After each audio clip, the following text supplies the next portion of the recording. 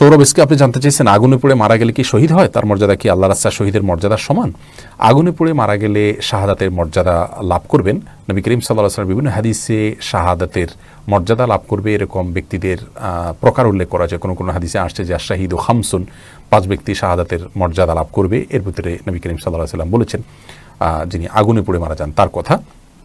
তেমনিভাবে পানিতে ডুবে মারা যান, কোনো কিছু নিচে চাপা পড়ে মারা যান, এই ব্যক্তিকে নবী করিম সাল্লাল্লাহু আলাইহি ওয়াসাল্লাম শহীদের মর্যাদা পাবেন বলে বলেছেন। পেটের পীড়া মারা গেছেন তাদের জন্য বলেছেন। আবু দাউদের একটা হাদিসে আসছে ওয়াসাহিবুল হারিকি শহীদ, যে ব্যক্তি আগুনে পুড়ে মারা গেলেন তিনি শহীদ হবেন, অর্থাৎ শহীদের মর্যাদা পাবেন।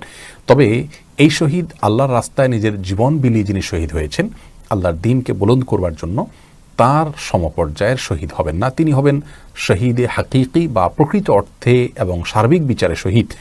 আর এভাবে যারা মৃত্যুবরণ করেন তারা হলেন হুকমান শহীদ, অর্থাৎ বিধানগতভাবে তাদেরকে শহীদ বলা হবে। তারা শহীদের সওয়াবটা লাভ করবেন, কিন্তু পৃথিবীতে একজন সাধারণ মানুষের মতো তাদেরকে গোসল দিবে, দাফন করতে হবে।